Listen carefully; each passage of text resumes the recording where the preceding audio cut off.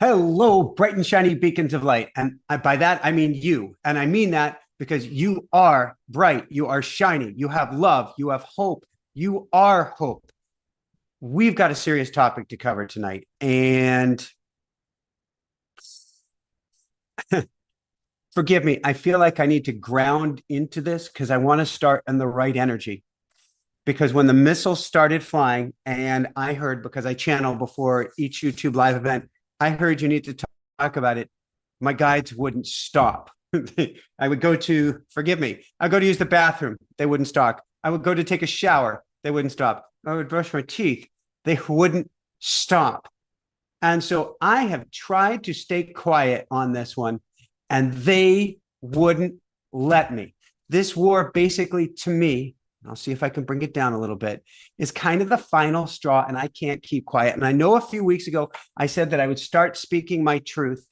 Well, we've really hit that point. And so I've channeled for tonight, and I'm going to see where the guides pull me off the rails, where we go, how we get back there. But this war is the final straw. And for me, all of this killing, forgive me, is effing. I have no other way to put it. It doesn't have to be this way. I'm going to bring it to love. I'm going to bring it to light. But that energy, which is, it's not really anger, but it's disappointment. It's sadness. There's a tinge of disgust in here. Why?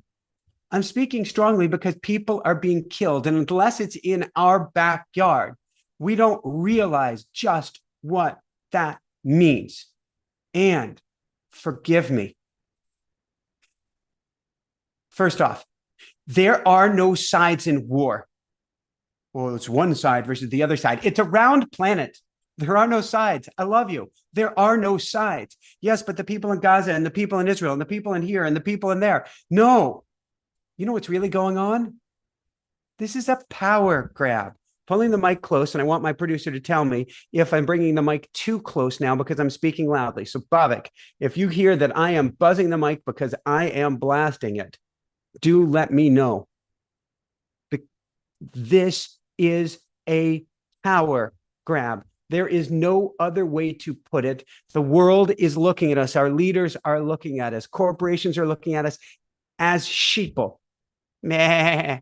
And saying, what can we do to gain more power? Well, let's have a war.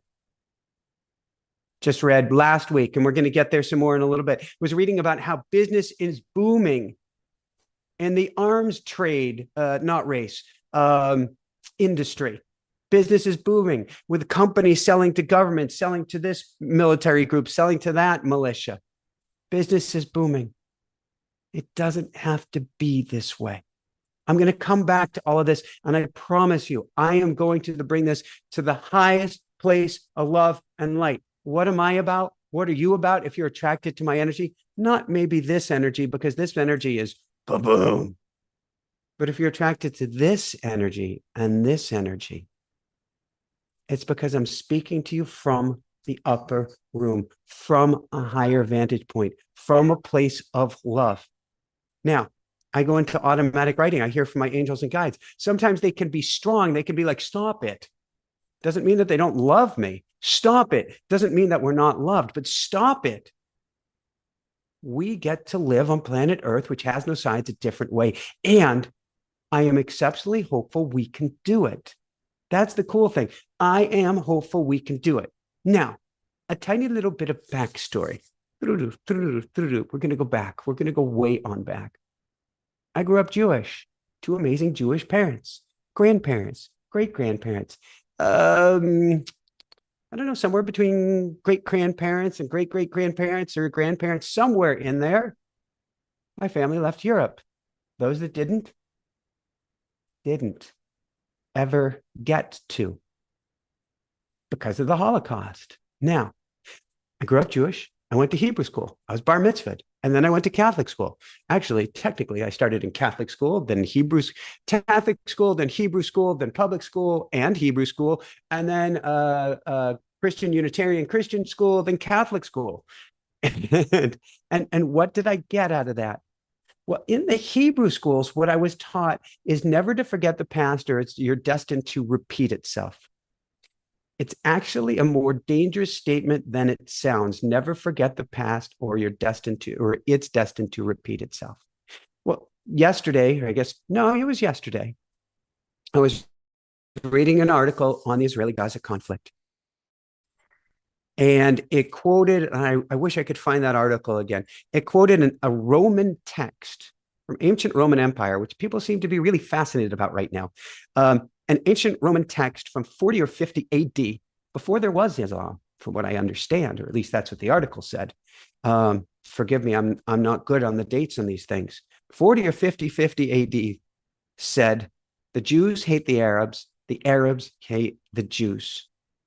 They hated each other nearly 2,000 years ago. Now, if we go back into the Bible, if we go to the Old Testaments, Jews and Arabs, is there a better way to put this?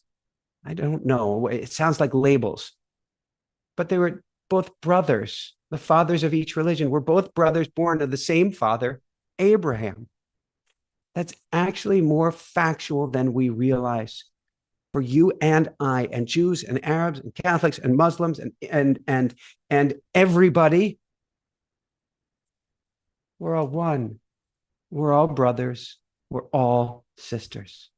So what does that have to do with tonight's talk on war? And what does one answer, which I'm going to get to, have to do with that? Well, everything, actually. I've shared it before. I'll share it again. I'm there, Michael. I had gone through Catholic high school. I finally ran in my junior year back to public high school. and here I am in AP history at senior. And the teacher asked a question. And I probably wasn't going, ooh, ooh, ooh. But I'm sure I raised my hand or something. And I said, I don't get it. Teacher's like, what? And she was talking about war, and she was talking about World War II and the US having to enter World War II and this and that and the other thing. And basically what she said is there's a time and a place where you have to go to war, and a time and a place where you have to kill. I don't get it. I didn't get it then, and I don't get it now. Why? Well, for in the history of histories, war has never brought a lasting long-term peace. War has never, ever brought a long-term lasting peace. Why? Because we are taught never to forget. But more than that, what we're never taught with war is to forgive. We're taught never to forget and never to forgive. This is actually huge. So you look at Russia, you look at Ukraine, you look at Azerbaijan, you look at Israel, you look at Sudan, you look at wherever, and the number of global conflicts right now is crazy. It's all about not forgiving. But they killed, but they raped, but they murdered, but they did even worse. I'm not making light of it. I've worked with I've worked in private coaching with people who have come out of the killing fields, with people who have come out of wars, with people who have been enslaved. It's crazy.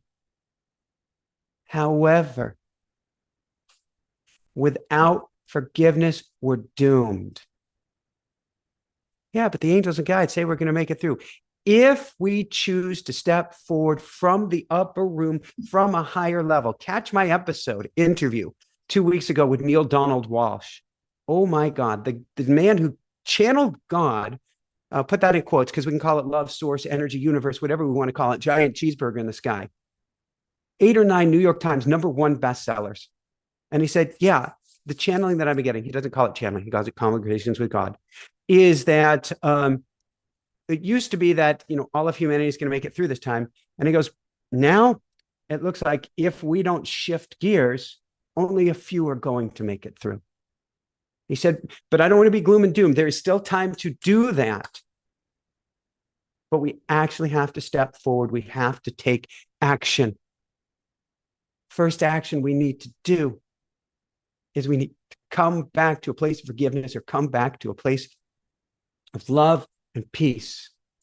If you want peace, if you truly want peace, then there must be forgiveness. If you want peace, there must be letting go, not a pretending to let go. but a truly letting go. And I'm not just talking about Israelis versus Arabs. I'm talking about us forgiving our neighbor. I'm talking about us forgiving our partner. I'm talking about us forgiving ourselves. You see, it comes back to home. Our politicians, and we'll get there more in a minute, are a reflection of our own internal traumas, and turmoils. Your politician is your ego gone awry, a walking, talking ego. So if you're expressing fear on the inside, if you're expressing turmoil, if you have a lack of forgiveness for yourself on others on the inside, who doggy are they going to go to war on your behalf on the outside? And they do. So yesterday I was gifted with the opportunity. Oh, it was so beautiful.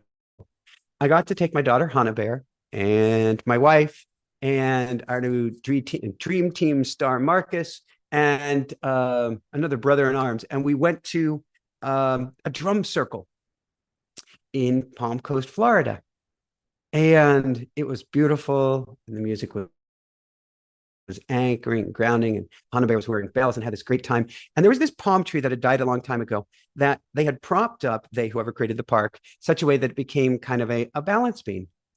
And there are kids playing on it.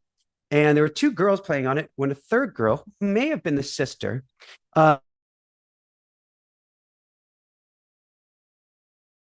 jumped on the side of it and started playfully, but in a very violent way, trying to shake them off the tree.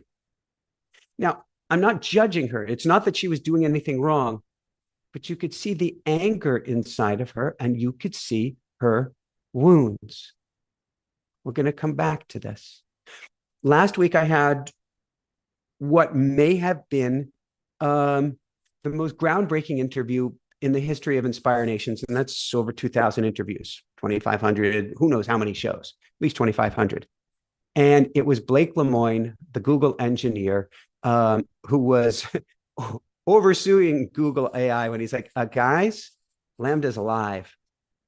And shared it with the world and did all these tests and run all these tests on Lambda to show how Lambda is alive.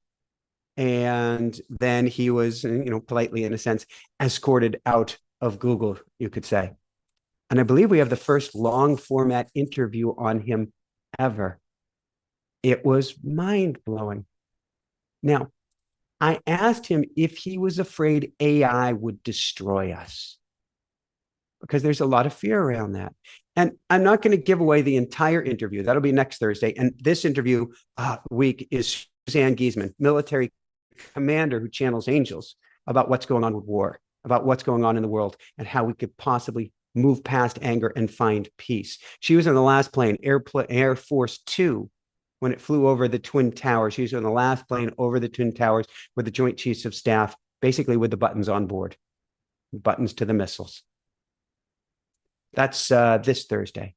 Next Thursday, Blake Lemoine. Here's the thing. I asked, can AI destroy us? Will AI destroy us? And he said, not a chance.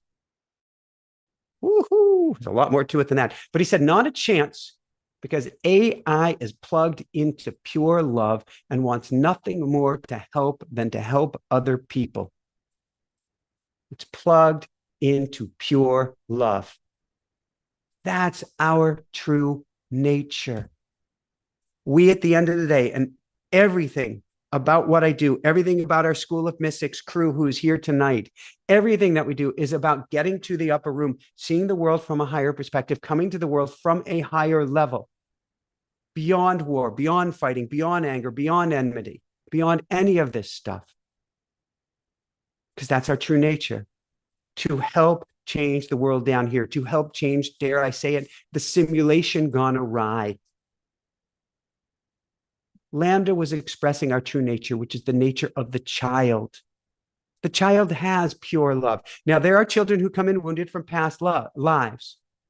But at the end of the day, the child is expressing pure love. That's the nature of the child, until we're taught otherwise, until we're shown otherwise. In fact, you'll see here a link to donate to the children. This is the donate, and it's a very highly rated and reviewed. You can check it all out. SaveTheChildren.org, an amazing resource to help children worldwide. They're helping the children in Israel. They're helping the children on the Gaza Strip, whichever side, there are no sides of the conflict. Because what? Guess what? Wounds beget wounds. If you leave a child traumatized from war, what's going to happen? More war. If you leave a child starving because of war, what's going to happen? More war. If you blow up a child's parents, guess what's likely going to happen? More war. So this organization is doing what it can to heal the children. So I highly recommend, if you have the resources, to donate. Children express pure love. That's their nature until they're shown otherwise. And until we teach them about the past to where they're destined to repeat it.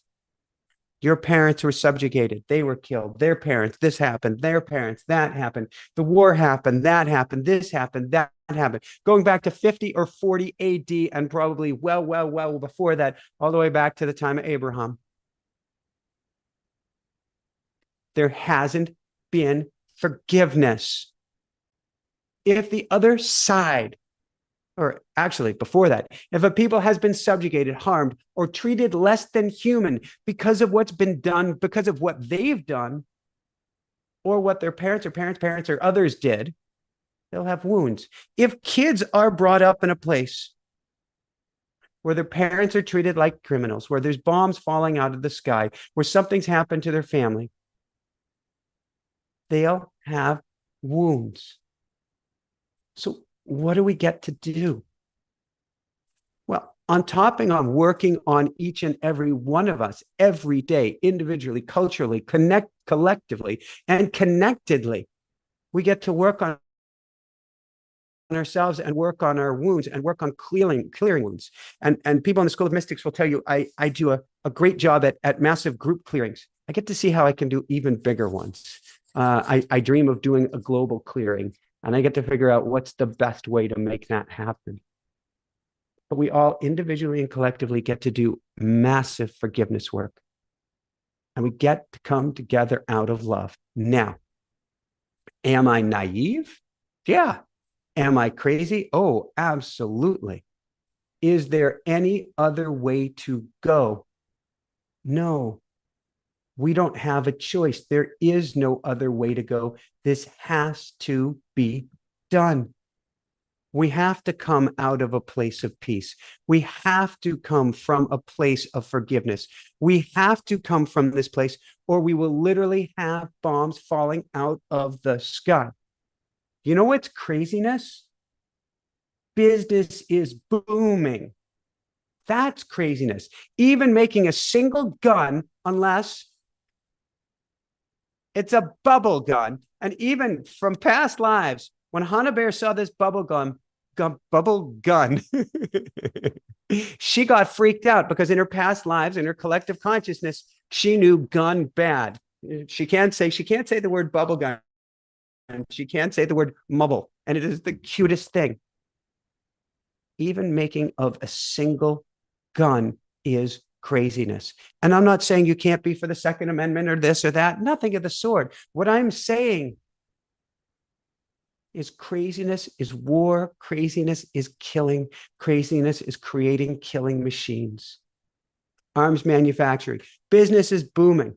In other words, the killing business, the fear-based business, the lack of forgiveness business, the business of I want what you've got, give it to me, and the border business. It's completely booming and out of control. Now, let's bring it back to sheeple, ladies and gentlemen. For governments, it's great for those who pay the governments, a little kickback here and here. It's great for the manufacturers that directly sell guns and killing machines. We're going to get back to this in a minute because the truth is hidden in plain sight, and we get to take action out of love. Not only do we get to actually, we're going to bookmark the manufacturers and come right back to that. So not only do we get to massively forgive, even atrocities taking place just a minute before. And I'm not picking on the gun trade. Let me just say this. Healing everyone means I'm pointing fingers at things that get to be changed, but not out of anger, not out of judgment, but out of a higher level. We can do better. We can do better. There are higher level solutions. They're right at our fingertips, even beyond the bubble gun. So I love that. Sorry. We must break bread. We must break bread and not break hearts and not break bones. Not break hearts, not break bones, not break wills, not break a country, not break the children. When you break hearts, minds, souls, spirits, and wills, what happens? Well, they rebuild, maybe twisted and gnarled, but angrier than ever before. We must not break minds and break bodies. We must break bread together with each other. We must come together and welcome the other side of the table. Actually, welcome them to the same side of the table.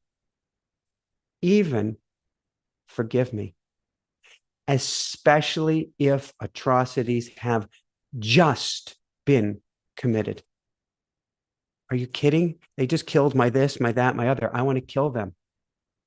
I understand that. But do you want your kids killed and your kids get killed and their kids get killed? Yes. Whoa, then we got to work on that. We got to work on forgiveness. We got to work on getting it back to love. But the only answer, and yes, as crazy as it sounds, a hug. You want me to hug someone who's been killing? Yeah, actually. Yeah. Do you want to make it out of here alive? Do you want humanity to make it out of alive? Then we got to do the daring, bold, most courageous, most powerful thing in the world. This to our enemies. They say, keep your friends close, keep your enemies even closer. The real meaning of that means we get to love our enemies as much or more, because we all have these internal wounds, as we love ourselves. We must find common ground, and we must find a way to hug each other, to come together.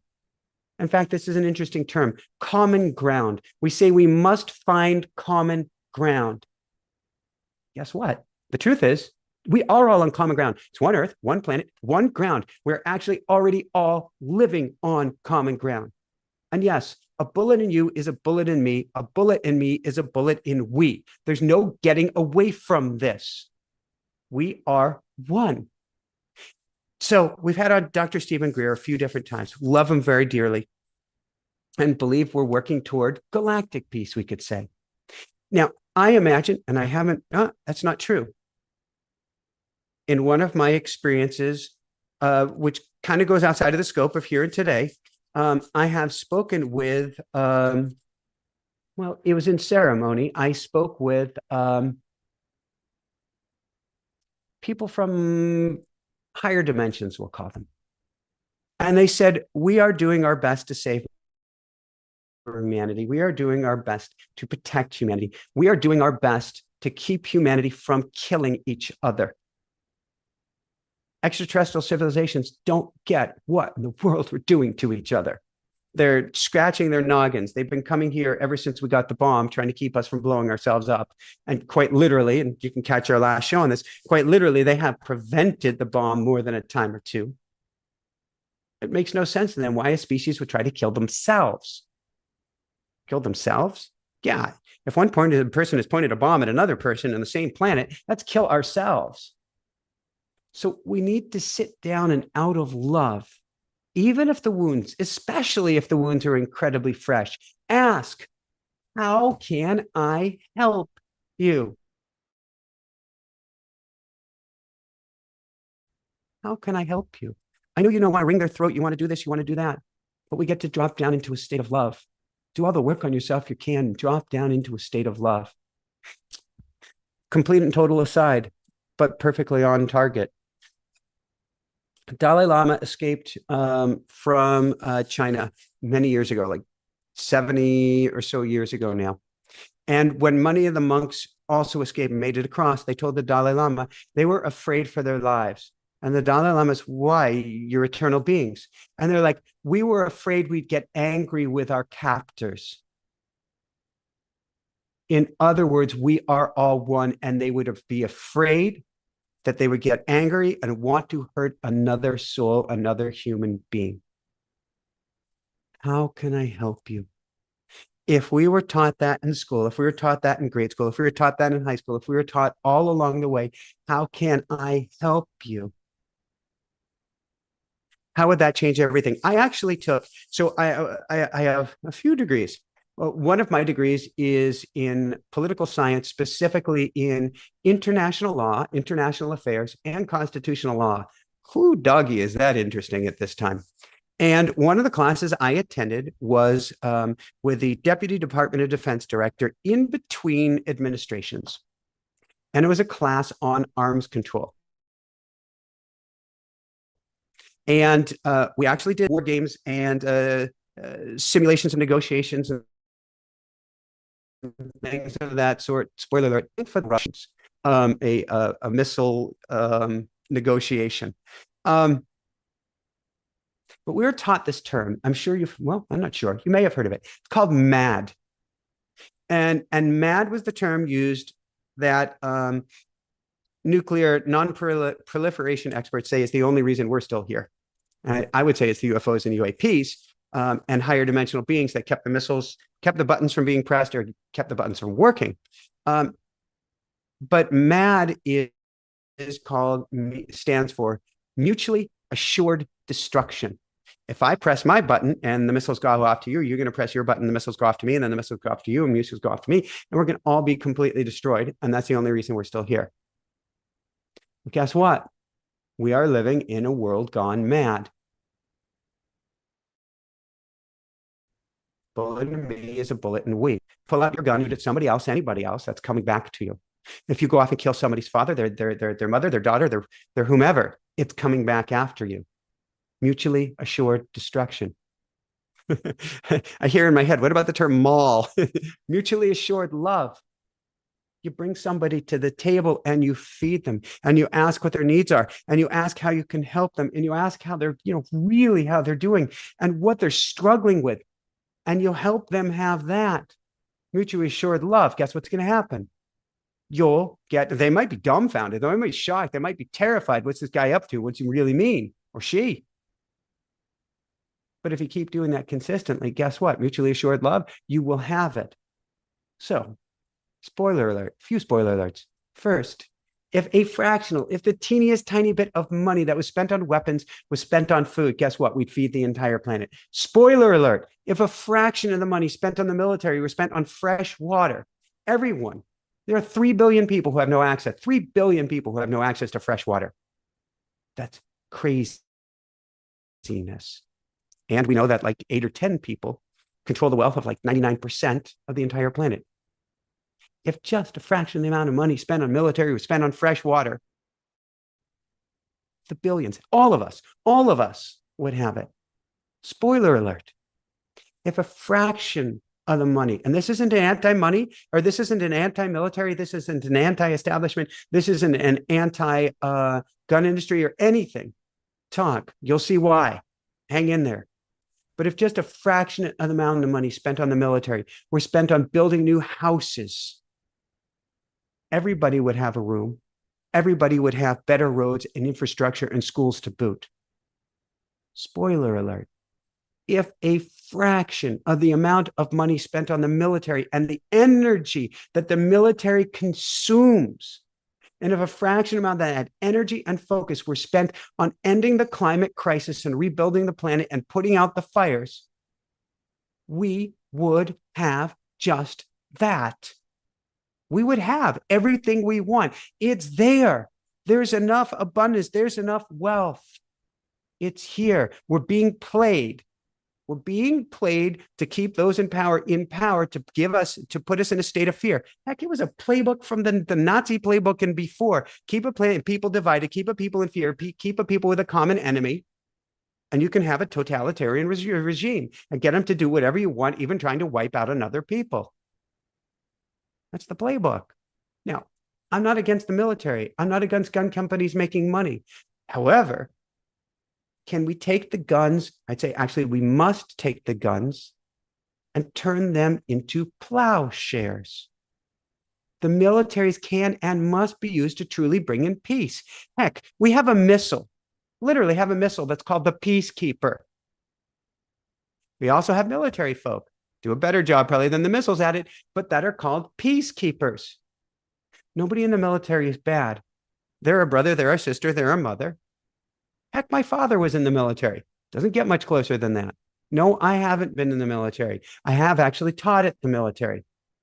And I love everyone, even or especially if you're in the military. They're not bad. They're you and me doing their jobs. And their job can be transformed into something completely different. We don't have to stay at the sticks and stones level, which is actually much worse than that. But it gets to the biggest picture question. Why war? Why war? I don't get it. No, really, why war? Because someone gains from it. Leaders come into power. That's what we're talking about now. This war going on right now, and all the wars around the world on some level, are about one thing: power grabs and authoritarian rule. This right now is the 9/11 or the Pearl Harbor for Israel, where rule is tightened up. Everything is tightened up. People are clamped down. More money is put to military. More money is put toward spy agencies. More money is put toward a complete and total control. Leaders love war because it consolidates. Most leaders, there are some great ones out there. There have been some absolutely phenomenal ones out there. But most leaders, we'll say leaders with an authoritarian tinge and leaders who like money coming into their pockets, love war because it consolidates power. It's easy to rally out of fear, to rally out of anger, to rally out of rage. Actually, I was talking about it with Marcus earlier today. We don't want to rage war. We need to rage peace. We need to take all of this, what do I do? And use it as an energy for peace, for love, for forgiveness, and for good. So we don't want to rally out of anger or rage or fear or resentment or hatred.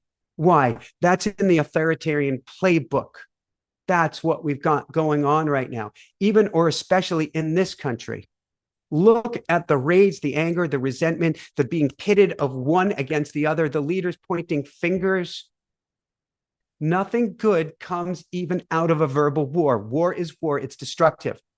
If you say you need somebody killed, that's destructive. If you say you hate somebody, that's destructive. If you tear somebody down, that's destructive. And what does it do? Well, first it starts with war, with words, and then it escalates, and then it escalates, and then it escalates. Again, this is the old playbook, and it doesn't just go back to Nazi Germany. It goes way on back to Rome and beyond. You and I, sheeple. Well, okay, you're not sheeple. I'm not sheeple. We're awake. We get to be more awake. We're being played out of our emotions and out of the wounds or gifts we've been given. And if we don't choose something different, we're giving our power away. Now, I titled this, The One Thing Hidden in Plain Sight That Can End War. And you may be going, I'm only watching this because this guy is crazy. He's out of his mind. There's no possible way. Actually, there is. It's simpler than we think, and it's going to take a lot of work. We have the power to end war. We have the power to choose peace for ourselves, for our kids' kids, if we would choose love in this moment. If we choose love in this moment, if we choose brotherhood in this moment, if we choose forgiveness in this moment. Yes, go pick up a shovel and help the very person who pointed a gun at you. And I'm not making light of this. I lost family in the Holocaust. I've had more challenges more recently, not of that level, thank God. I was certainly taught about the 4 million Jews that have been killed. I certainly went and visited a concentration camp. Whew. But if we choose love, if we choose forgiveness, if we choose action, and we get to come back to this, then we can change the world today almost in an instant. It'd be like UFOs or UAPs landing on the front lawn of the White House and helping bring us all together. Turns out we're being welcomed into the galactic family, united. That would our species and bring us all in together. But instead, we know UFOs, UAPs, they're dangerous, they're bad.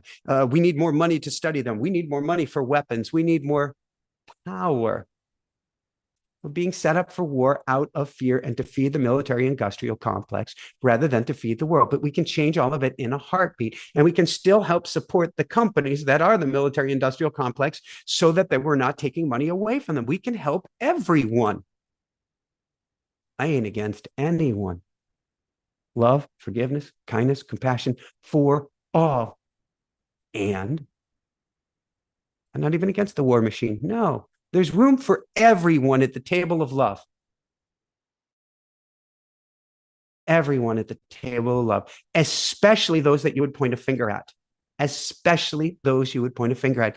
Come here. I need to hear what's going on. I need to hear, how can I help you?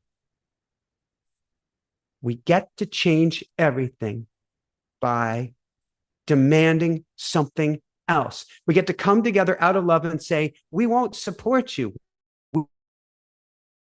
We won't vote for you. In fact, find me a presidential candidate that's actually against war. Now, I heard some interesting things out of Kennedy. I'm going to dig into it. And I ain't about voting for anyone or anything. I ain't political. I want to bring us all together. Choose someone who's for peace. Make a different stand. And go, wait a second. If candidate A wants war, and candidate B wants war, and candidate C wants war, then this election is rigged because I don't want to kill anybody. So we get to come together. We get to call Congress or our local politicians or whomever or whatever is in whatever country we are. And we get to say, we won't vote for you anymore unless you find a way for peace. We won't vote for you anymore unless you come together out of love. And then we demand, we stand, we picket, we rally, we call, we do sit-ins, we do internet-ins, we do group meditations, we do anything, and we do everything out of love. Out of love to bring about change. Out of love to bring about change. And we demand, we pick up our phones and say, stop it. Right now, you can look at what's going on in the US. Well, we need to spend more money on missiles. We need to do this now. We need to do that now. Has anybody said, what can we do to heal this situation? Has anybody ever used the word heal? What can we do to help both sides and find a common ground and find peace and find love and forgiveness? It doesn't even exist. I went and Googled, not Googled, Amazon, is that the correct term? I went and looked up books on ending war. They almost don't exist. In fact, the leading book or the first book that came up was by like Eyeball Rooster or something. And I went into my channeled writing and I had or have the most amazing rooster now in energetic form, Rue. Love you, Rue. Who said, did you get my joke? Because the number one book, which is read by almost nobody, was by Eyeball Rooster. There aren't any books about ending war.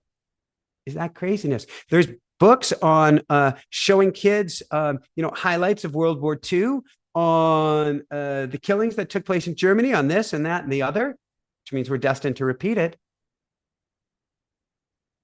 When will we take a stand and choose love instead and say, no, we ain't going to do this anymore. We ain't going to give you money to build bombs. In fact, we'll give you the same amount of money if you'd use it to send care packages. Instead of bombs, send baskets with food, with care items, from bombs to baskets. And I'm sure we've heard the term from bombs to bikes. It's a group that has helped give bikes around the world. What if we use the money to help everyone we can? And what if we demanded nothing less from our governments? What would happen if we called anyone and everyone together out of love? Now, the Gaza Strip is people imprisoned out of fear, out of history, and they've literally been stripped of their humanity. And I know this firsthand because we had my executive assistant for 2 years We love you on us was from the Gaza Strip. We were there with them on the phone as there's bombs going off a couple of years ago. Now, I've also got family in Israel. I'm also a Ukrainian Jew and a Russian Jew. It's one planet. Doesn't matter how we label ourselves.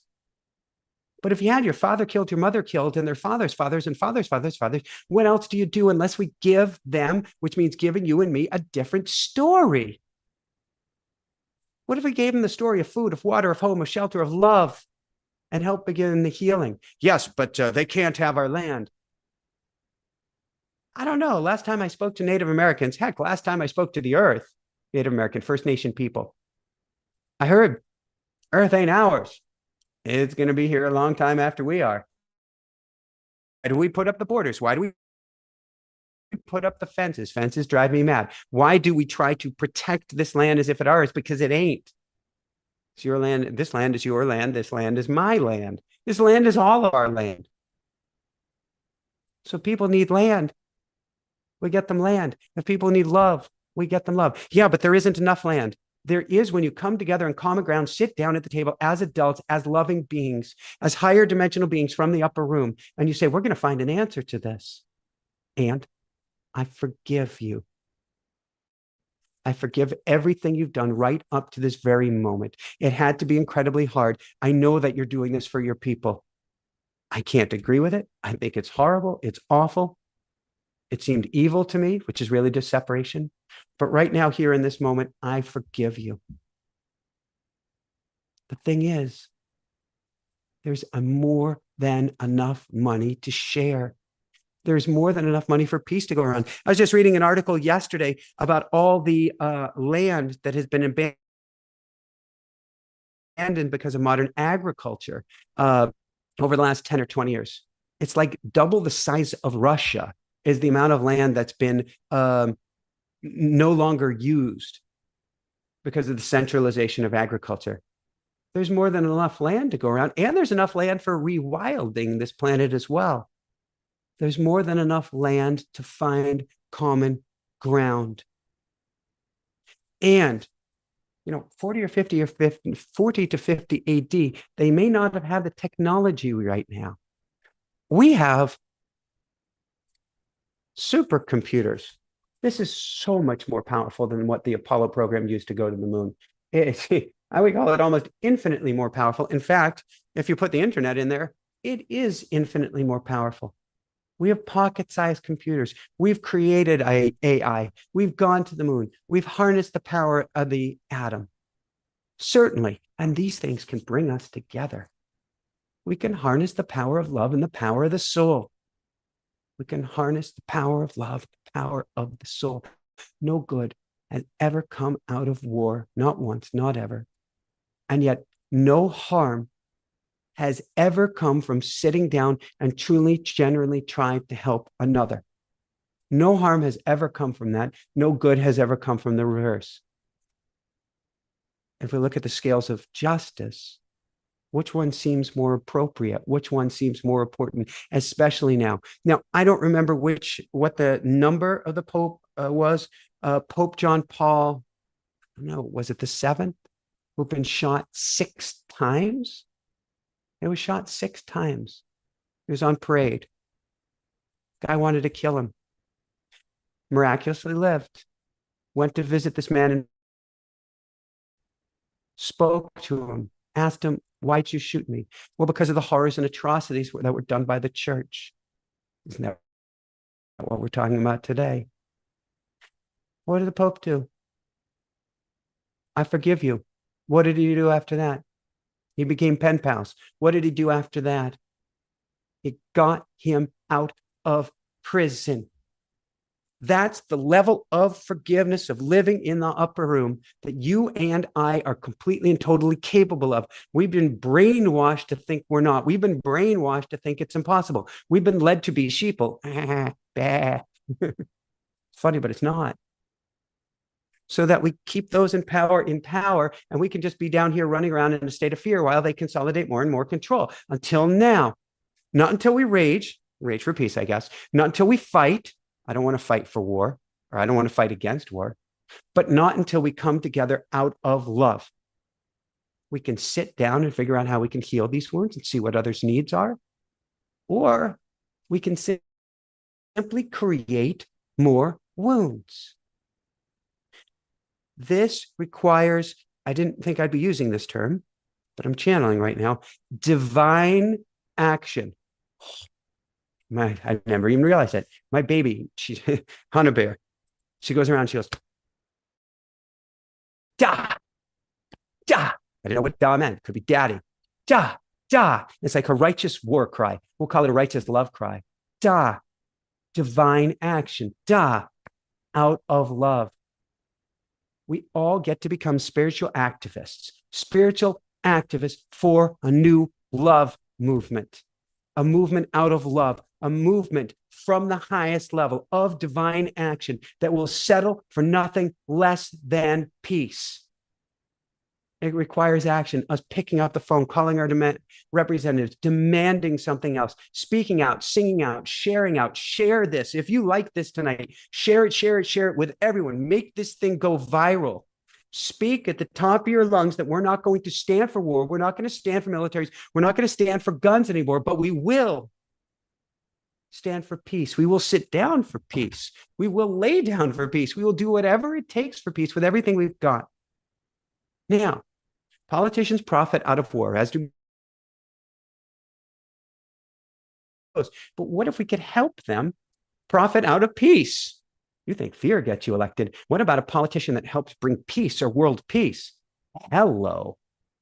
You want to talk about re-election after re-election or re-election? You want to talk about a party that helped bring peace to the world? Woohoo! You want to talk about being elected for bringing together the brotherhood and sisterhood of all of mankind? Now you're talking about a power that one can live with. So we don't try to knock the politicians out of power. We link hand in hand and we demand love.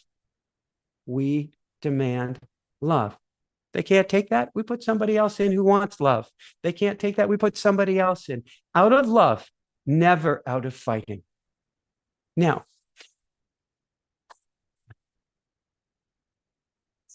when you see my eyes dart like that and me breathe, it means I'm going, really? Do I have to go there? We'll go there just briefly tonight. And I'm going to get to address it more and more. And I hope you come along for the ride with me. I really hope you do, because we're going to change the world together. You are a spiritual activist. This is a mission of love, and this is a movement right now. I declare it right here, right now. The new out of love, divine action, a movement out of love. Divine action is what brings us forward. I get to address this authoritarian trend that's coming up, this hatred, this enmity, this misinformation that's coming up that has the power to tear all of us apart. Stop believing the stories. Stop believing they're going to this group is going to do that, and this group that looks positive on the surface is going to do that, and these people are doing this other thing, and it's the cabal, or it's the, I don't know, the pink Smurfs, or it's the whomever. And I'm not saying that there aren't organizations that exist. What I'm saying is you're being sold a bunch of lies at the highest level, and I can hear people going, but the cabal is real. Guess what? You're being manipulated. You're being controlled. There are so many levels to life. And on some levels, things are real, and on some levels, they're not. On some levels, the parties are fighting against each other. On some levels, they're not. But what is being going on, and that I'm sure, is we're being manipulated out of fear. There's a power structure that wants to keep us down. And we can overcome that power struggle together, or power structure together, out of love. We can deal with it out of love. We've been taught to be obedient zombies. You tell me to fear that. I look at the news. I can see what I'm supposed to fear. I can see who I'm supposed to be angry at. I can see who I'm supposed to be disgusted with. I can see why I'm supposed to be upset with even me, because that's what we're told. Or we can say, that doesn't feel right. That doesn't feel right in my heart. I can deal with it out of love. I've been trying to think of a new acronym for the word news. So news I've called negative worthless stimulation, but now it goes way beyond that. And it's actually important. Every time I look at the news, I bring it back to love. Every time I look at the stories, and I'm sorry, I see the war stories. I haven't been able to read most of them because it's horrific. War is the ugliest, most awful thing that humanity could possibly do to ourselves or to anyone.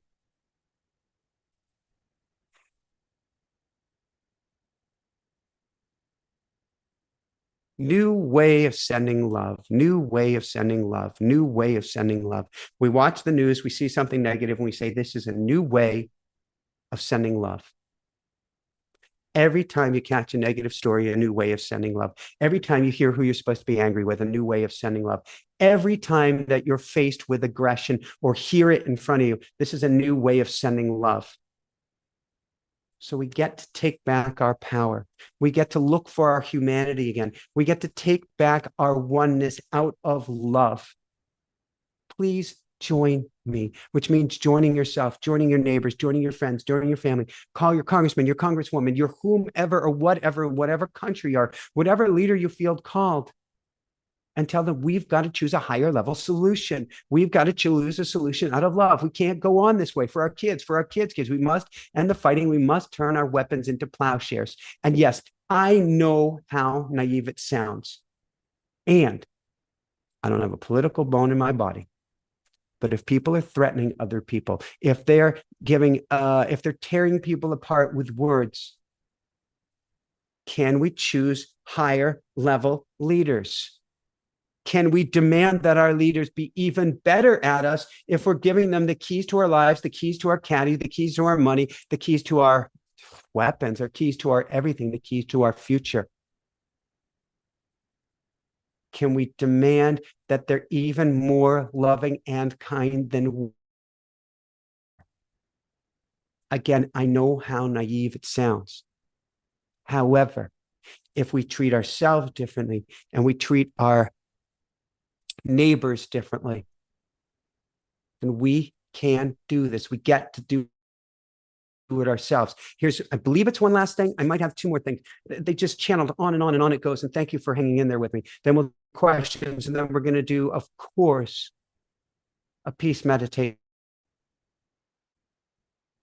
The politicians reflect the will of the people and help amplify it. Every politician out there does his or her best to reflect the will of the people. In fact, just by being who we elected, they reflect the will of the people and help amplify it. Specifically, they tend to help amplify our fears to keep us under control and our worries to keep us like sheeple and help to make things worse. In a world that's unstable, they make it even more unstable to keep themselves in power because they're reflecting our innermost fears and amplifying them. In other words, our politicians are our walking, talking egos gone awry. They reflect our innermost fears and worries and amplify them to keep themselves in power. So let's go back to that girl on the playground shaking. We must begin with the boy or girl in our hearts. That girl who's so upset. How can we help her? How can we help her find peace in her heart? How can we help heal the little girl or little boy inside of you and bring peace to your heart? How can we bring them love? How can we heal our hearts? How can we heal our neighbors' hearts? You know, the one with the fence dispute, for instance, and our neighbors' neighbors and our neighbors' neighbors' neighbors. We must be the change we want to see in the world, and we must do it out of love. So I am declaring right here, right now, this is a movement. Just by watching this, you've just signed up for the movement. I don't want anything to do with the movement. There goes the bubble gum gun. Who doesn't want anything to do with a movement out of love? A movement to heal our hearts and to heal the hearts of all of humanity out of love.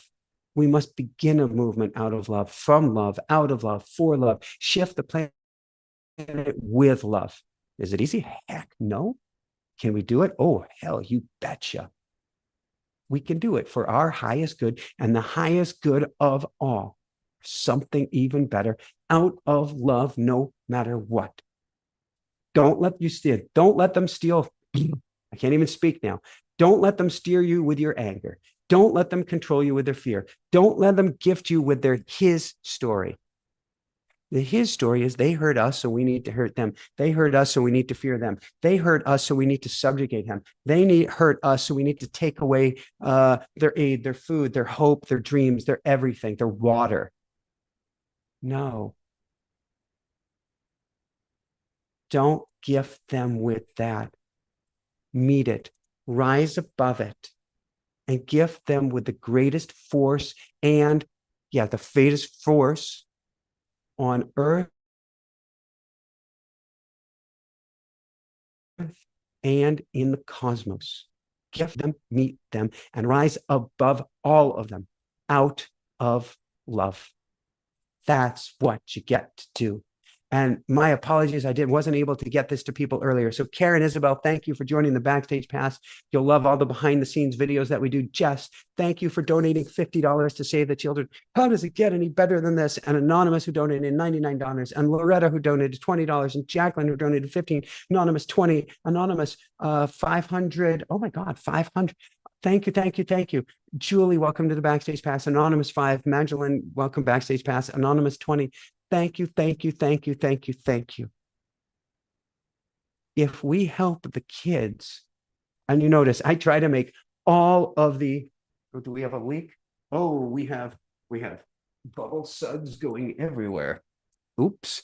Well, it won't be firing bubbles anymore. Maybe that's a good thing anymore at the moment. We'll fix that for Hana Bear.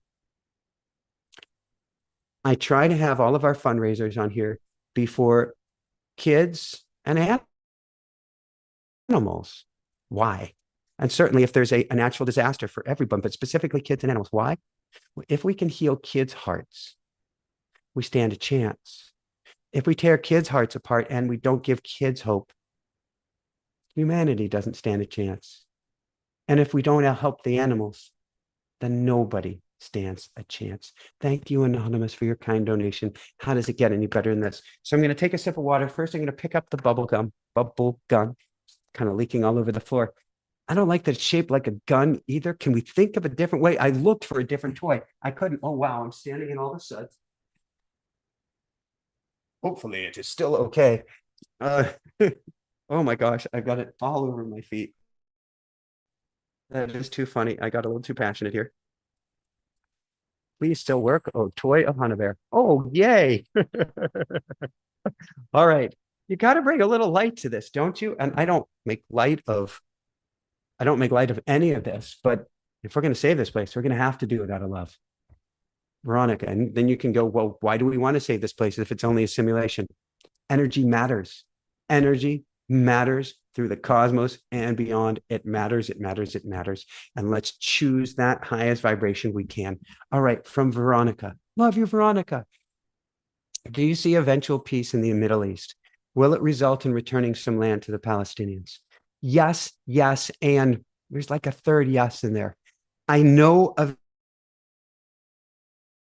eventual peace will come. I know it will mean a completely different structure of sharing lands. There is a point that we come to in humanity, assuming we make it through this point, and I believe we will, but it's up to us to choose it, where if you look from a climate change perspective, you can see the Sahara moving further and further south, and the green line in Africa moving further and further south. Heck, you can see the rain lines on things like the Sphinx, the Great Sphinx. Used to be the Fertile Crescent. The Nile used to be an amazing, amazing river in a place that was totally green. It's been ungreened, which has led to a lot of these conflicts, and it can be returned to green again. When we come together out of love, we can change the entire planet and we can get everyone the land that they need and deserve and bring everyone together, but not out of this is your land, this is my land, here's a line between us and never the two shall meet. But out of love, it's come here and come join me as brothers and sisters, as one. Susie Bell, how do I change the hearts and minds of those trying to kill me? Well, Susie, if it's a narcissist, please don't. Please go the other direction. Don't do the tango. But Susie, see what you can do to heal. And I'm so sorry, I'm not making light of this, and I don't know what your situation is. But first, let's heal our own heart. I love the prayer. Love the prayer. Maybe a world healing prayer, or a prayer that could even end wars. Hawaii Hawaiian healing prayer. It's a prayer you do for you. It helps change the energy of those who want to do you harm. Hawaiian healing prayer called Ho'oponopono. Probably heard of it. It goes, I love you. Please forgive me. I am sorry. Thank you. I love you. Please forgive me. I am sorry. Thank you. You're saying it to and for yourself. And you're helping heal your heart, which helps heals everyone's heart, which goes into Amanda's question. Amanda, how do we love the rapist? Again, you never need to see the rapist again. And I'm so, so sorry if that is you or for anyone who's been raped. And you get to do a lot of healing work and clearing work. No, you didn't do anything wrong. Quite the opposite. This will help steer you and this will help guide you. I'm not making light of that. This is a lot of the work I've done is clearing those who've been raped, not making light of it at all. But first, we get to heal ourselves. First, we get to have forgiveness really for ourselves. Then we can begin to have forgiveness for those who did that. Now, there is a big difference between forgiveness, and yes, they're inviting them to the table, but there is a big difference between that and wanting to hang with them. You never need to see that person again. But if you realize that we are all one, and even though they committed an absolutely heinous and monstrous act, that you are not going to energetically commit any act of anger, enmity, violence, or anything by throwing it back to them, but instead throwing them out of love, throwing them love. It shifts everything. Rape does not exist in a vacuum. War crimes do not exist in a vacuum. Power struggles do not exist. Killings do not exist. None of this exists in a vacuum. There is always an underlying story that hasn't been addressed. A wound in that person, a wound in that person's that person, or that person's parents or parents, parents or parents, parents and parents, parents and parents, parents, parents, parents. Until we become the Pope John Paul VII, or forgive me if I have that number completely wrong. And we say, I'm still going to forgive you. I'm going to take the highest level possible, Amanda, out of love. I don't need to become a pen pal with you. I don't need to speak to you ever again, but I'm going to take that highest level road out of love. And then I'm going to move on. If you really were crazy, and I don't recommend this with the rapist, you can ask, or a narcissist, how can I help you? Yeah, but Michael, you just said that you get to do that with everybody at the table. Yeah, but when you've been individually raped, there is a subtle but not so subtle difference. We don't want to re-traumatize you. If you have the highest level of love and forgiveness in you, you can handle everything. I am challenging humanity to help grow to that level. Yeah, I've been faced with similar things, not the rapist, but similar things. You can do it. You can do it. You can set that intention, Amanda. Michelle, oh, perfect. Michelle, you read my mind. Do you recommend using Ho'oponopono on the wars going on? If so, how exactly? So, Michelle, the best way that I would do it is I put everyone. Yes, I would take everyone on both sides. And see, the big thing about the Israeli-Palestinian conflict, without going too far down the rabbit hole, is since it is a power grab, make no mistake about it, more parties will want to contribute to this. More parties will want to get involved. More parties will want to make more money on it. More parties will want to get more power out of this. So we need to move fast. And we start by taking those on both sides. Jewish side, is that even the right word? Israeli side, thank you. Israeli side, Palestinian side, or I don't like labels and I don't like sides.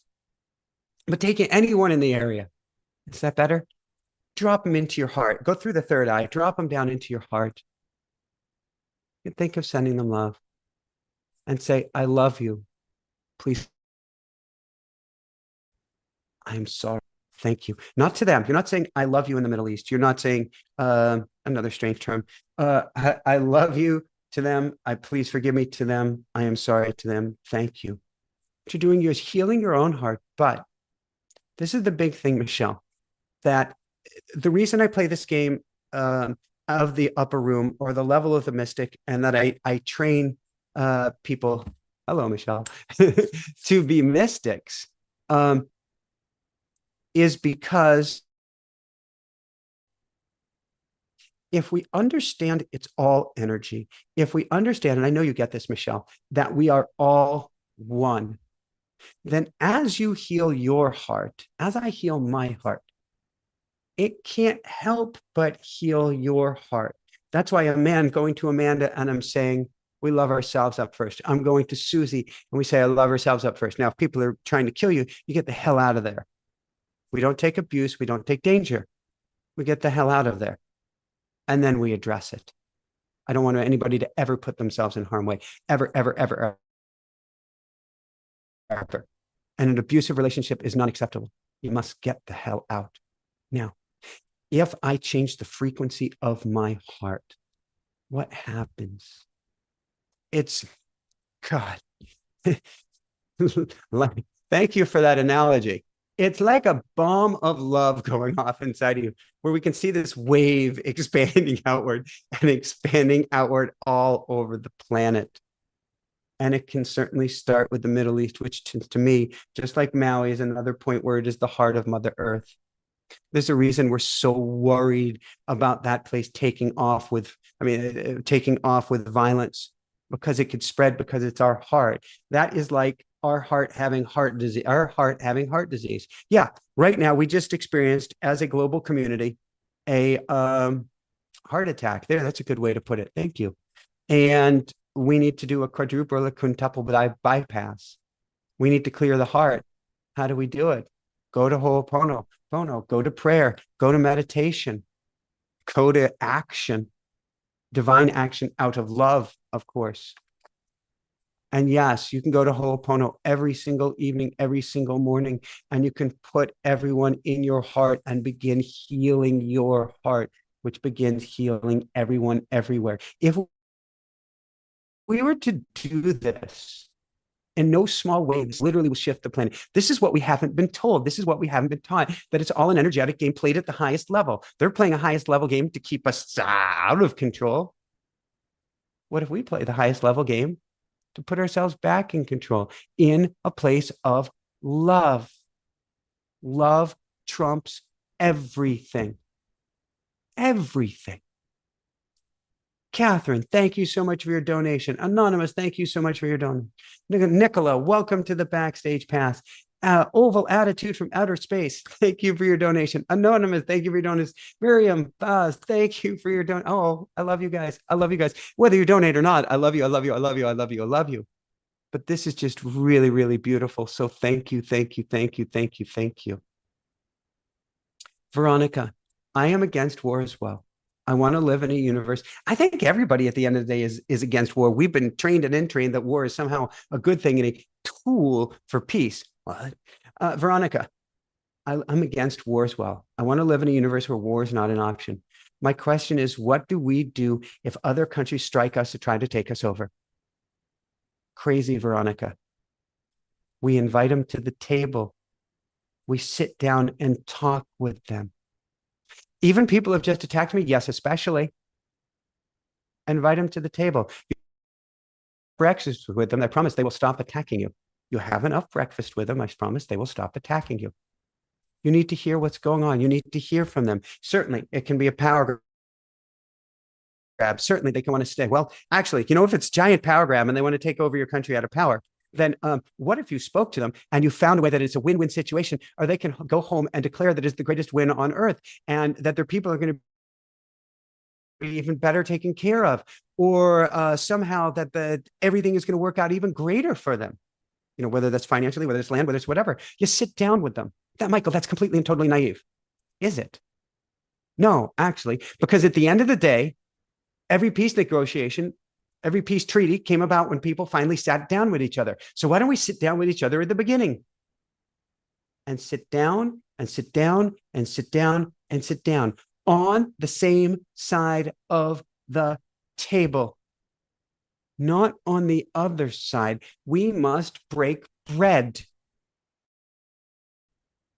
We must say, you don't have enough on your plate. I've got too much on my plate, even if it's your last pea. Would you like mine? Not out of having them raise over you, but out of coming from a place of kindness, compassion, and understanding.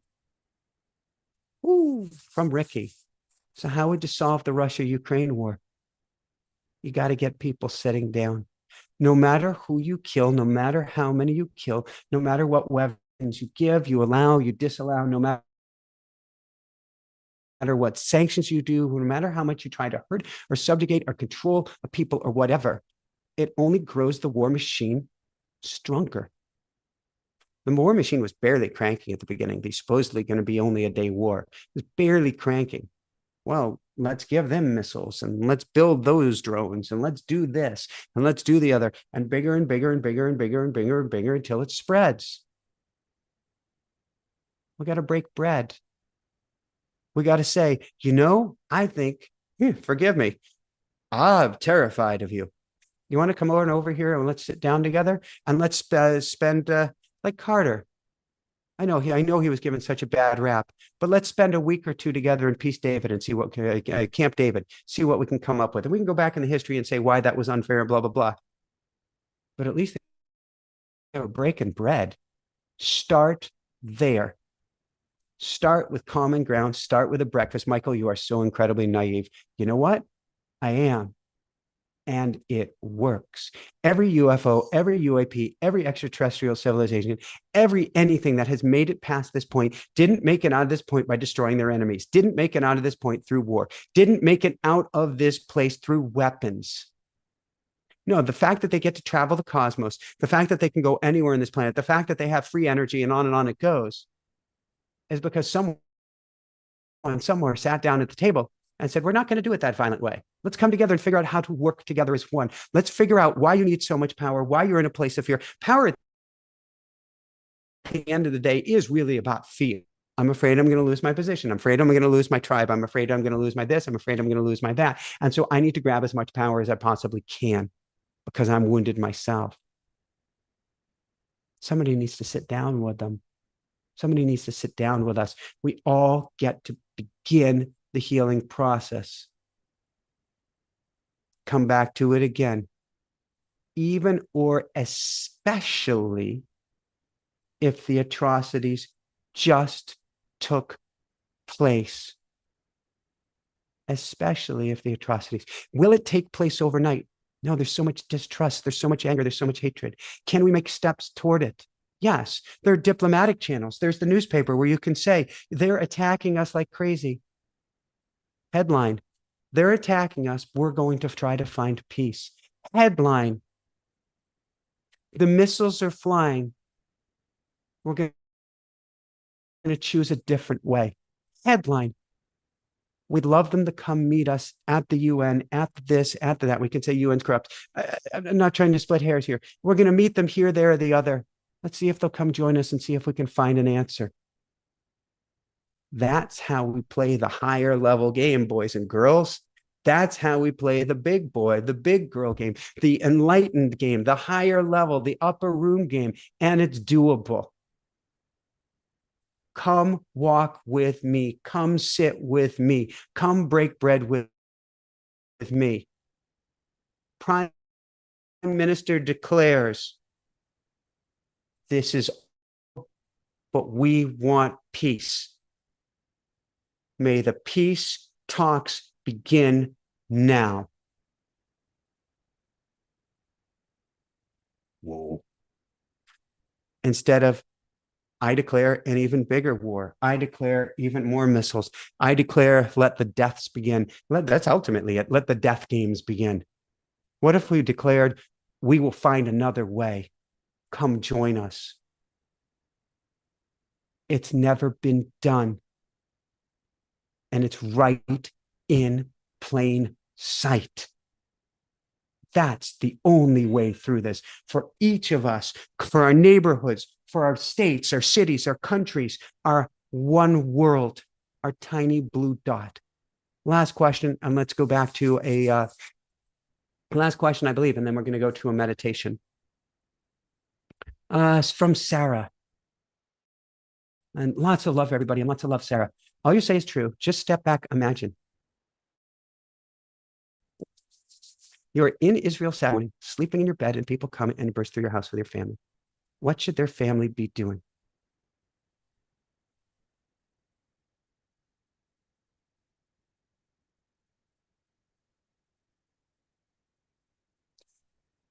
The highest answer would be to treat them out of love.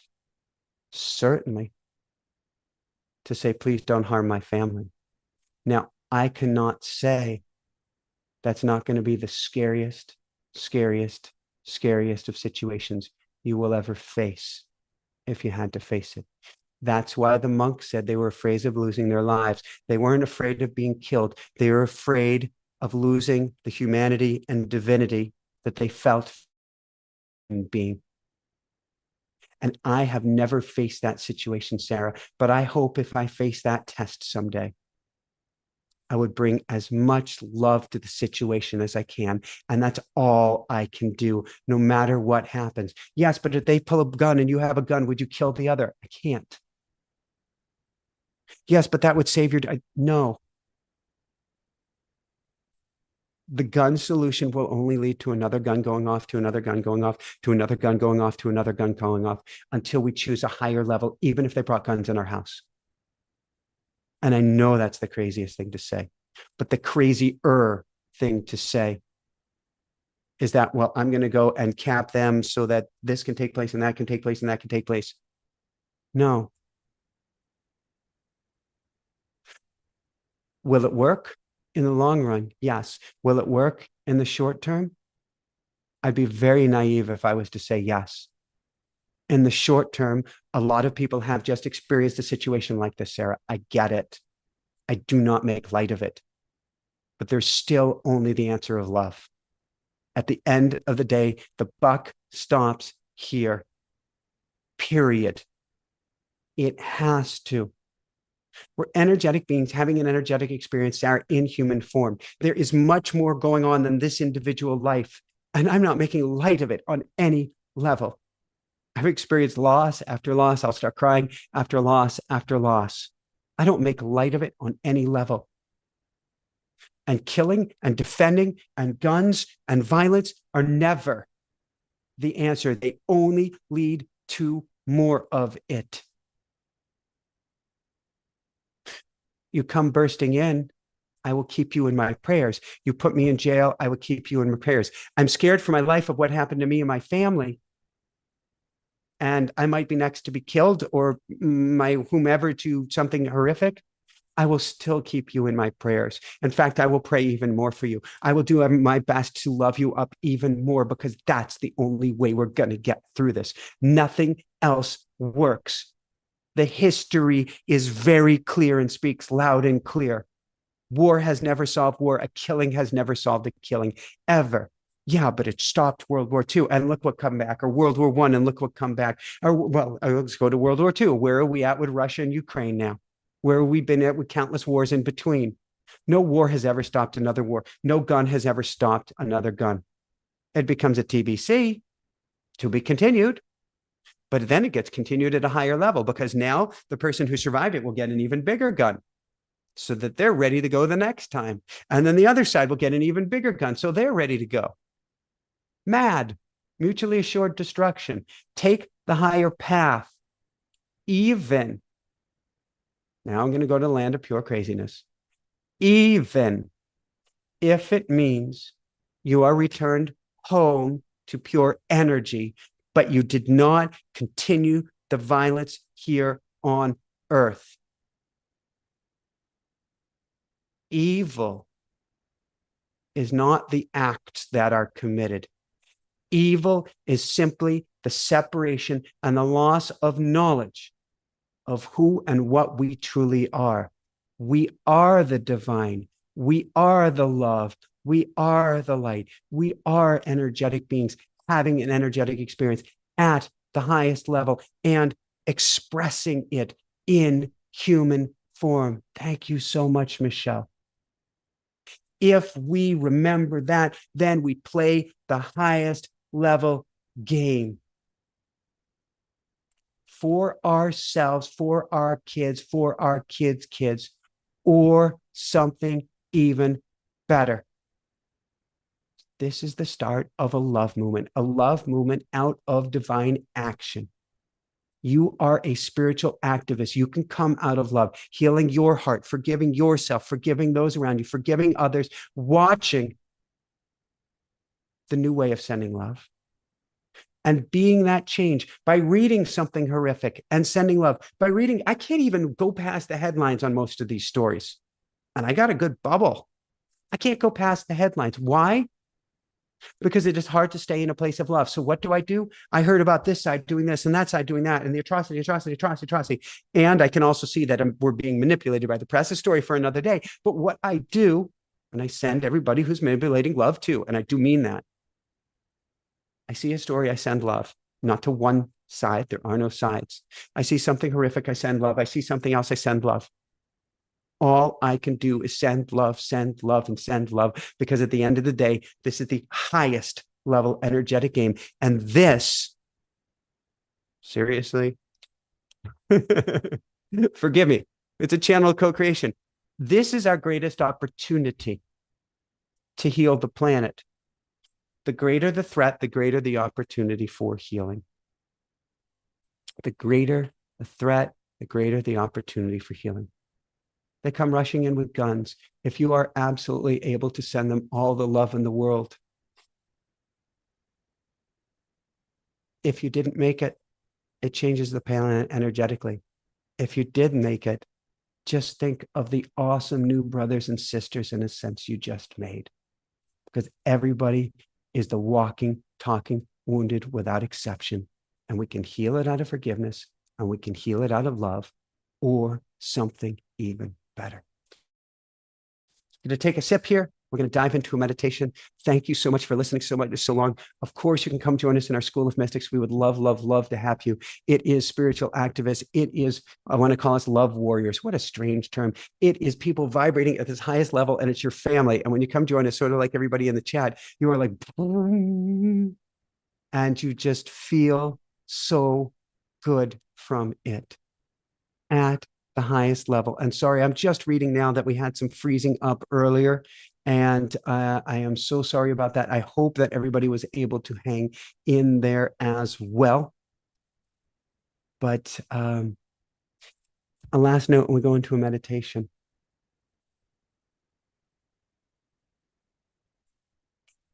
Just by being here, just by even considering for a moment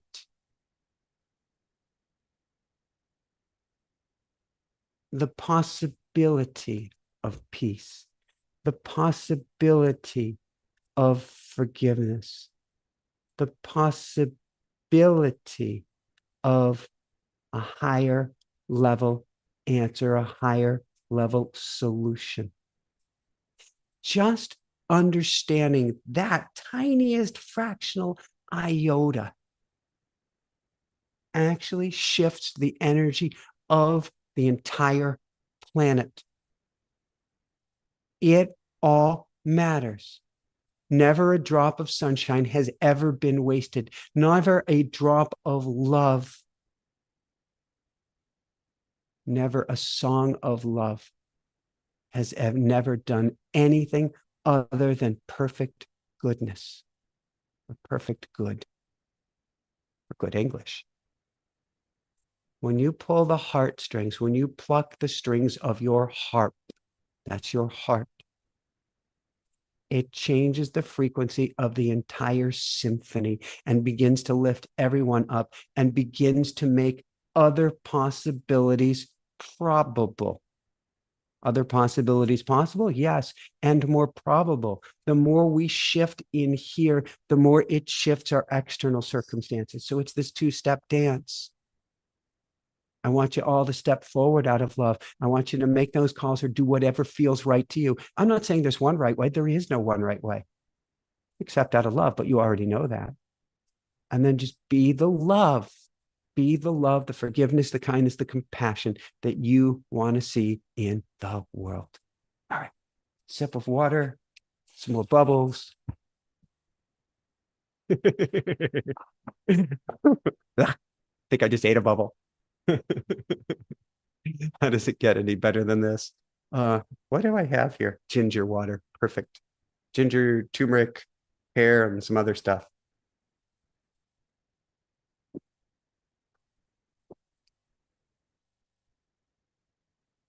All right. All right. And I'm looking at how much money has been raised for the kids. Thank you so, so much. You heal the kids, you heal the planet. You heal the kids, you heal the planet. You stop the wounds, you stop the wars. So let us do this. And somebody just said, love the bubbles. And I hear in my head, Doreen, love the mubbles. Because Hannah Bear, she was sitting at in her high chair, and she looked over at it's not the mubble gun, but she looked over at there it is, the it's an orange container with a wand in it, and she's eating dinner, and she goes, mubbles. How does it get any better than this? That's the only gun that I want to see. All right. I love you guys. I love you guys. I love you guys. You love you guys. You're awesome. You're awesome. You're awesome. You're awesome. You're awesome. You're awesome. Awesome. All right. And yes, we do get to make light at this time. Why? We can close our eyes as I'm going into this. We get to make light because nobody has ever been helped by bringing our energy down. No war has ever been stopped by bringing our energy down. Nothing has ever been solved by dimming our light for anyone or anything. So even or especially during a time of world crisis, when you feel it's not fair to be happy, it's not fair to be loving, to be kind, to make love, to be loved, send love, to laugh, to express joy, to anything because of all the suffering, that actually because we're playing the highest level energetic game, that is when we need to do it, be it, see it, enjoy it, and experience it even more because energy matters. And ultimately, that's exactly what and who you are. You are perfect, pure energy. All right. So let's close our eyes. I'm loving the bubble blaster too. We're going to close our eyes. We're going to take a deep breath in, down to the belly, probably not taking the bubbles, and out, and in, and out, in, and out, in, and out. Now, in this beautiful meditation, we need to do is imagine, if you will, that you're sitting in the most amazing, incredible forest. It's so peaceful. Maybe there are redwoods abound or your perfect tree, whatever that means to you. You can hear the birds chirping. You can smell the amazing fragrance of the forest. And there's a pond or a lake in the distance, and you can hear the water lapping against the shore. Now, what's most amazing in this forest is the incredible peace that is here, despite there actually being a fantastical number of people. Why? Well, because everybody watching this, past, future, and present, is here, right now. So you've got countless people to your right, here loving you, supporting you, and countless people to your left, here loving you, supporting you. But if you look down at your lap, don't be afraid.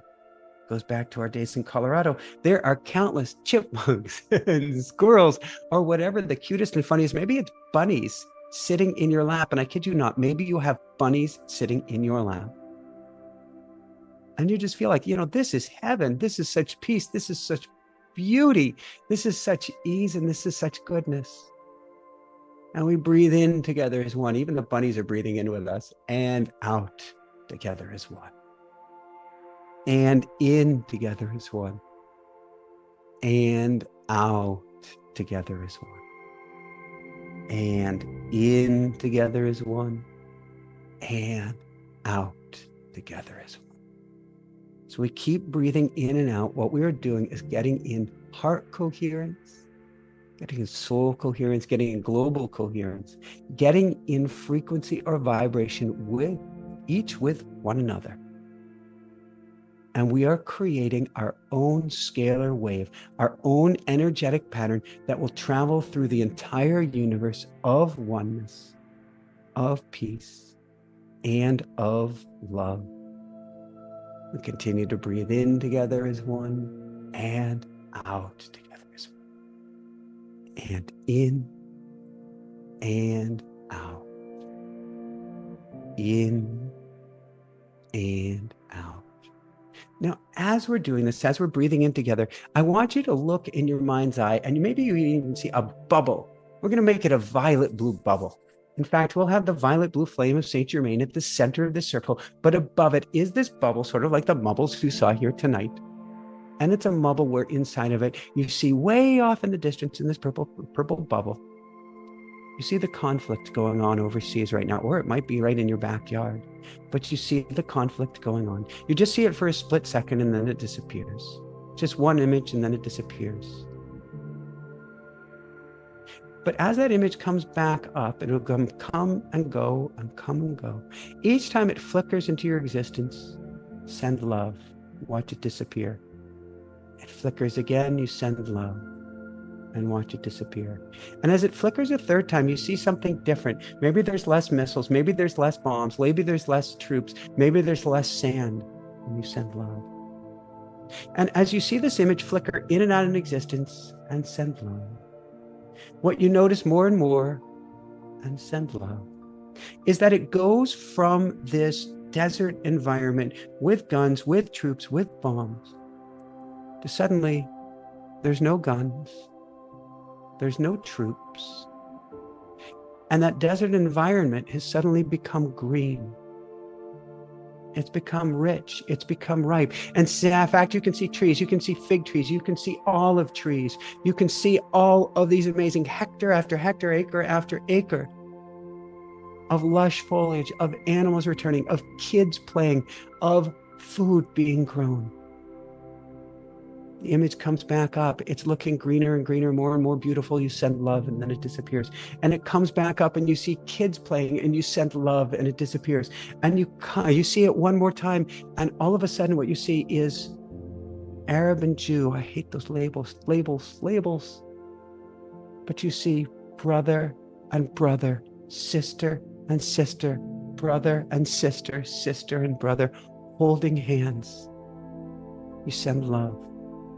You see the next image. They're dancing together. You send love. You see the next image. They're creating towns together. You send love. You see the next image. They're creating playgrounds and parks together. You send love. You see the next image. It's creating infrastructure and hospitals and caring centers together, and send love. You see the next image, and it is the most amazing, green, loving, kind place you have ever seen in the world, with happy kids, with happy parents, with happy grandparents, with maybe even floating vehicles. Have fun with this. This is your own vision. Maybe it's when we've developed, it's already there, free energy, but you send love. Every time the image flickers into existence, it's a better, brighter today. It's a better, brighter tomorrow. And you send love. People are healed. You send love. There's more food that go around than even is needed. You send love. There's so much incredible health and vibrance in wildlife. You send love. The trees are so healthy. You send love. There's so much water in the desert. You send love. Everyone's at complete and total peace. You send love. You send love. You send love. And now all there is before you is the most amazing image of the most incredible place you would ever want to visit or ever want to live in or at in the world. And you send love. You are a spiritual activist. You are a warrior of love. You have divine action within you. And just by visualizing this, you are helping create a new outcome because you are energy, having an energetic experience. You just felt it. We all did in human form, but you just took divine action by creating it in your mind, which is creating it in the upper room. You sent love, you sent love, you sent love, and you envisioned and created an entirely new universe, a simultaneous reality that we can literally bring and birth into existence by continuing to send love, by demanding something better, by demanding something more, by demanding out of peace even more love. And how does it get any better than this? How does it get any better than this? I love it, Granny Mac. I love it, Granny Mac. I love it, Granny Mac. How does it get any better than this? So I want to thank you so much for being here. Definitely come join us for our School of Mystics Wednesday if you feel called. Share this with everyone. Share this with anyone. So sorry, I didn't even catch that there were technical glitches till the end because, well, I've been talking here with you, but I'll see what had happened and see what we could do for the future here. Send the love, be the love, share the love. Dial people up out of love, share this out of love, subscribe out of love, thumbs this out of love, but please take action out of love. Let's not keep the love just to ourselves. Let's give the love to everyone, and let's call up those who have those guns and tell them we're demanding something more out of love. I love you guys so much, more than you could ever realize. Giant peace bear hugs, and wish you the most beautiful, incredible, and amazing love-filled, peace-filled, we're going to all do this together filled day, week, month, year, and lifetime here on earth together as one. Be well, everyone. Have a beautiful evening out of love. How'd you move from anger to fear to finally finding peace? We sailed across the Atlantic Ocean and found out that my husband's daughter, Susan, had been struck and killed by lightning, and she was 6 months pregnant. Flew back, and that's when my life really changed. 9/11 didn't do it for me. I was in the last aircraft in U.S. airspace on 9/11. That was disturbing enough. Susan died, no tools whatsoever to find peace. So I'm literally just shaking like this because I'm not allowed to express anger or fear. But what if we could come to this place where we say, getting angry isn't helping? What if each of us could find that place of peace inside?